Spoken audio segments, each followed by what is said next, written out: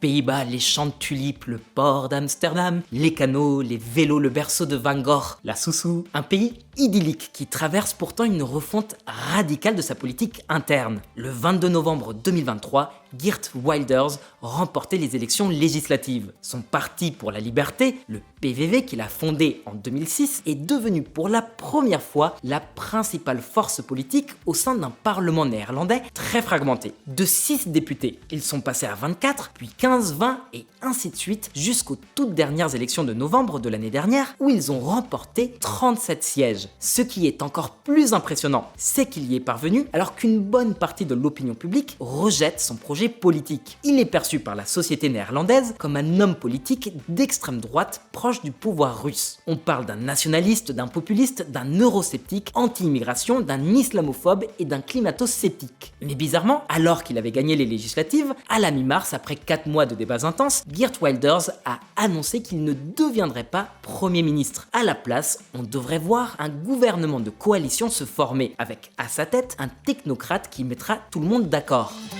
Wilders a déclaré mercredi soir qu'il renonçait, du moins pour le moment, à devenir Premier ministre parce qu'il n'avait pas le plein soutien des 3 partis avec lesquels il négocie pour former une coalition au pouvoir. Mais comment est-ce que Wilders a recueilli assez de soutien pour remporter les élections législatives sans toutefois parvenir à être élu Premier ministre? Et puis, il sort d'où ce Wilders? C'est quoi cette ascension de fou furieux?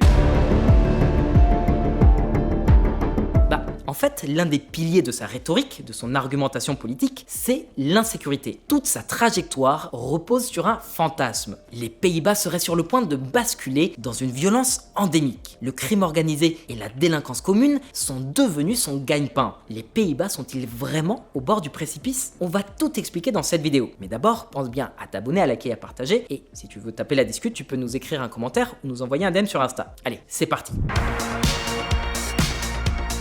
Vers la catastrophe.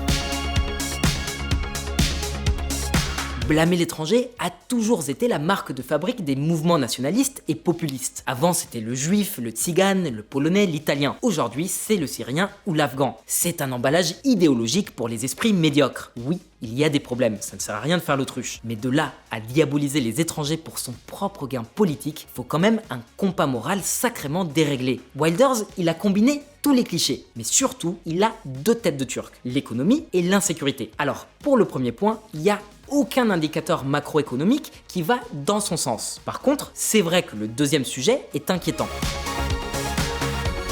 Premièrement, les Pays-Bas ont longtemps été l'un des pays les plus sûrs d'Europe, en tout cas plus que leurs voisins, la France, la Belgique et l'Allemagne. D'ailleurs, au cours de ces 2 dernières décennies, le taux d'homicide a dégringolé. Il est passé de 247 meurtres en 2003 à 142 en 2022, soit près de moitié moins. Il n'y a pas non plus de crise identitaire ou de problèmes majeurs liés à l'immigration. En fait, les Néerlandais issus de l'immigration se sont raisonnablement bien intégrés dans la société. Rien à voir avec le Royaume-Uni, la Belgique, la Suède ou malheureusement la France.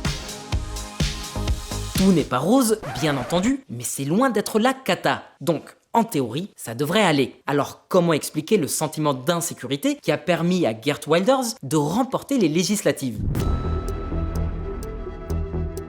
Mais en fait, s'il a effectivement pas mal baissé depuis les années 2000, c'est vrai qu'on observe depuis 2016 une forte recrudescence du taux d'homicide. Ça, plus l'implantation progressive du crime organisé dans le pays. Et ça commence à se voir dans la rue. Mais les Néerlandais sont aussi victimes des médias sensationnalistes qui dépeignent une réalité très inquiétante dans les pays voisins. Les Néerlandais ont peur d'un effet de contagion. Et ça explique partiellement le vote d'une partie de la population en faveur de Geert Wilders.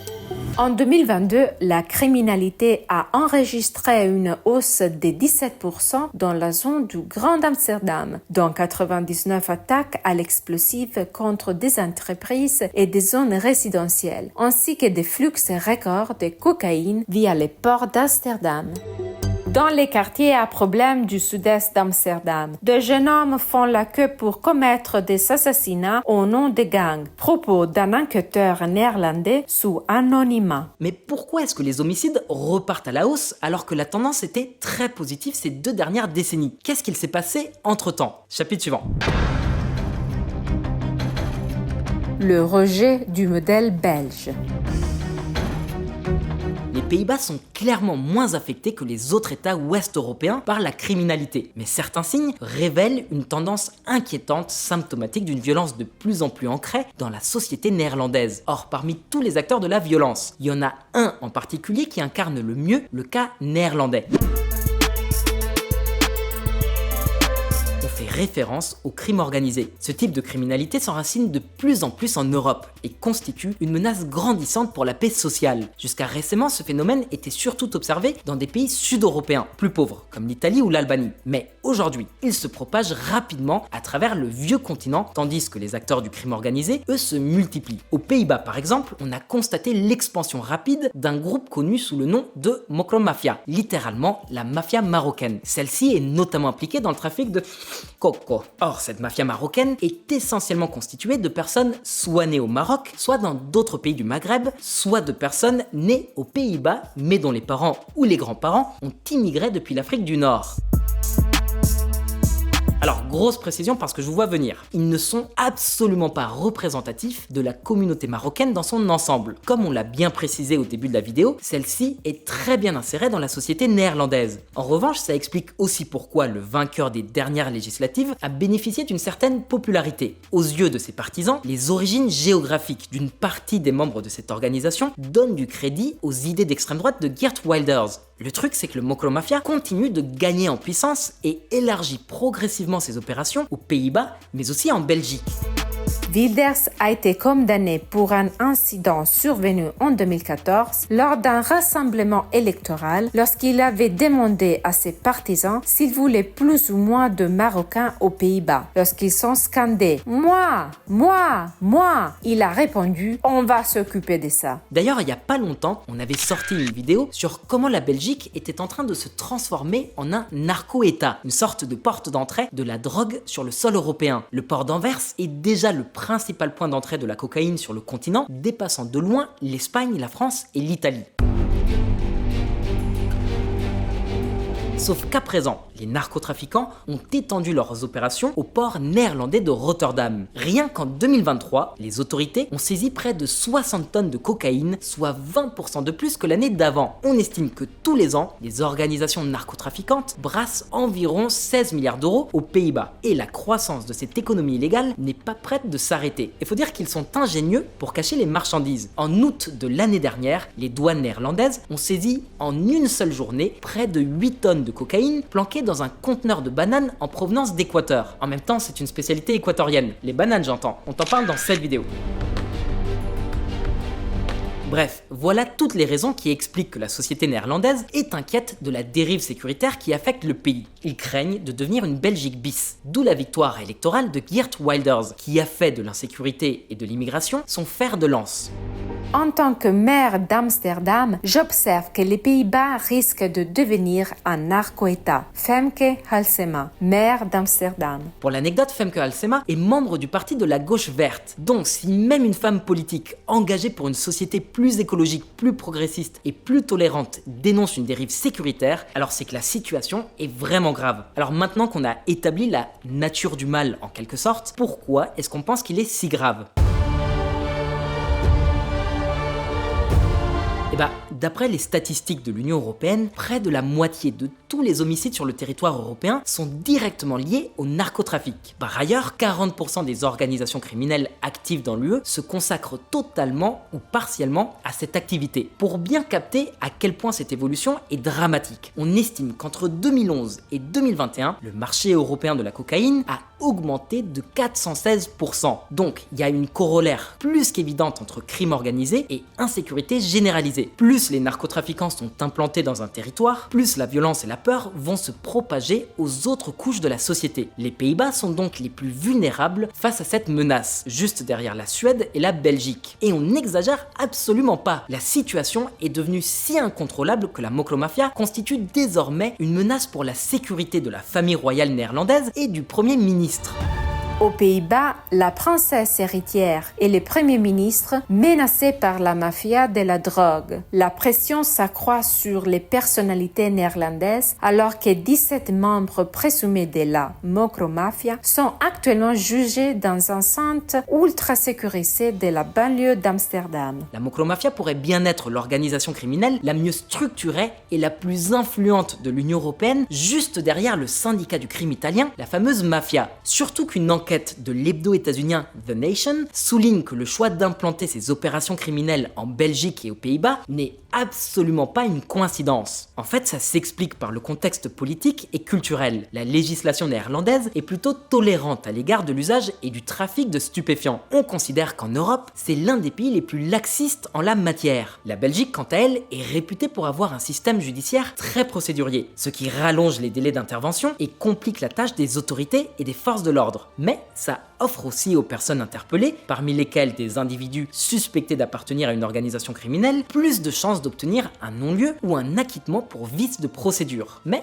revenons aux Pays-Bas. La Mokromafia prend en charge toutes les étapes de l'acheminement et de la distribution de la drogue. Ça va de sa réception dans le port de Rotterdam à sa vente au consommateur final. Contre plusieurs centaines d'euros, des jeunes gens s'infiltrent dans les ports pour accéder aux conteneurs en attente de dédouanement et récupérer la marchandise illégale avant qu'elle ne se fasse intercepter. Mais en parallèle, la Mokromafia paie aussi les ouvriers portuaires pour qu'ils tournent le dos aux descentes dans les ports. Ça commence à partir de 500 euros, mais ça peut aussi monter beaucoup plus haut. Or, ces jeunes contrebandiers sont pour la plupart des mineurs. Ainsi, s'ils se font attraper, les peines encourues sont moins lourdes et pareil pour les dealers qui sont issus de quartiers défavorisés et dont l'horizon professionnel est bouché. Leur seule issue, la vente au point de deal. Finalement, la Mokromafia reproduit les vices du système capitaliste. Les grosses têtes s'enrichissent et vivent dans des villas en Espagne ou à Dubaï et ce sont les petites mains qui trinquent. L'Espagne arrête les chefs de la mafia Mokro recherchés par les Pays-Bas. Le truc, c'est que cette organisation d'origine nord-africaine s'est associée au cartel sud-américain, passant par la même occasion de la vente de hashish à la cocaïne, plus rentable. Forcément, toute cette maille, ça fait des envieux. Du coup, la violence a explosé. Les vendettas et les règlements de compte se sont multipliés. Les gangs sont entrés en guerre, soit pour l'importation des marchandises, soit pour le contrôle du territoire et donc des points de vente et des marchés de consommateurs. Sauf que cette violence a commencé à se voir et à se manifester dans la rue et le quotidien des Néerlandais.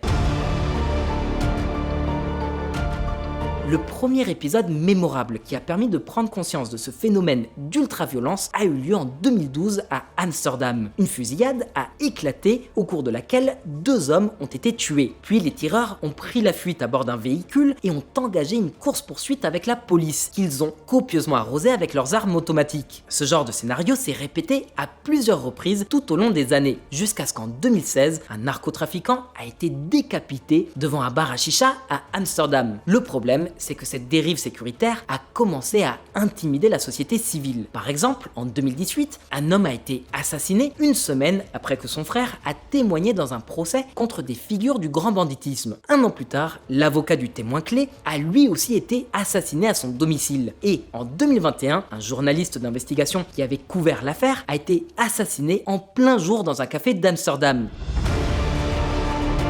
En même temps, le slogan de la Mokromafia est clair, celui qui parle mourra. Sauf qu'en l'occurrence, c'est pas à la Mokromafia de faire la loi. Malheureusement, ces épisodes se répètent de plus en plus souvent et le sentiment d'insécurité affecte profondément la société néerlandaise qui se sent impuissante. Le pire, c'est qu'on a l'impression, peut-être à tort, que ces organisations agissent en toute impunité et que les autorités ne savent pas comment lutter contre cette violence.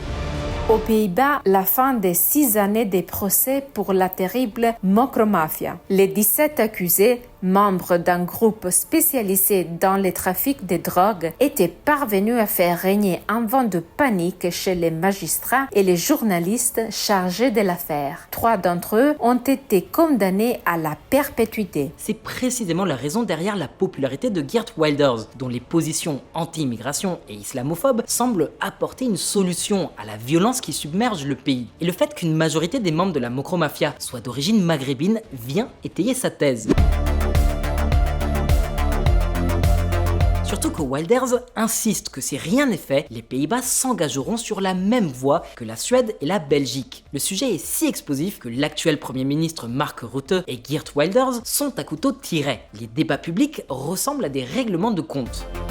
Wilders s'en prend violemment au gouvernement. La mafia marocaine est le patron ici. Un autre facteur qui a grandement pesé sur l'implantation de ces organisations criminelles aux Pays-Bas, c'est que le pays est très réceptif aux investissements étrangers. Les régulations sont très souples et facilitent énormément la vie aux investisseurs. Du coup, c'est idéal pour blanchir les revenus tirés du narcotrafic et les réinjecter dans l'économie formelle. En ce sens, ça marche un peu pareil qu'en Italie, d'où la multiplication des établissements hôteliers et de restauration aux Pays-Bas ou dans les pays environnants, avec un lien direct avec la micromafia. Le réseau aurait disposé d'une solide infrastructure en place dans plusieurs villes d'Espagne, ainsi qu'au Maroc, aux Pays-Bas, en République dominicaine et aux Émirats arabes unis pour blanchir l'argent qu'il a généré. Déclaration de la police espagnole. Le problème, c'est que le phénomène est tellement récent que les autorités néerlandaises sont très mal préparées, tant sur le plan opérationnel que juridique.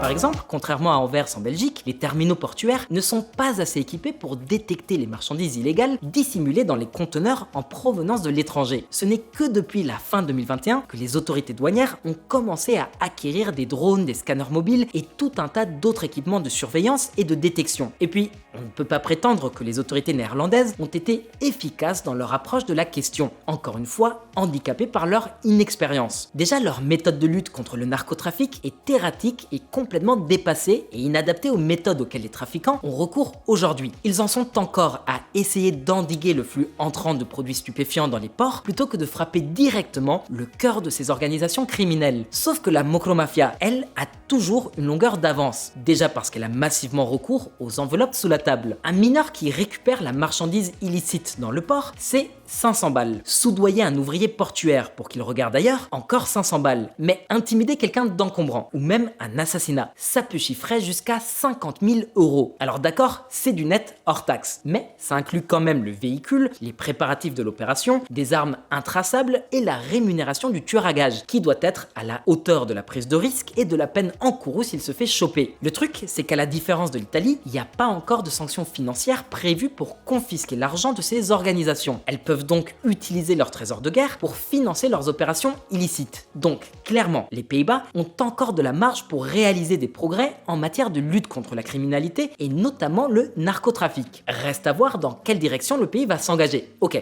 affaire pliée, maintenant à toi. À ton avis, comment est-ce que les Néerlandais vont se dépêtrer de cette crise politique? Y aura-t-il de nouvelles élections? Le parti de Geert Wilders va-t-il les remporter à nouveau? Les Pays-Bas vont-ils finir comme la Suède et la Belgique? Dis-nous ce que t'en penses dans les commentaires. Oublie pas de liker, de t'abonner et de partager. Et si tu veux taper la discute, tu peux aussi nous suivre sur Insta. Allez, peace out.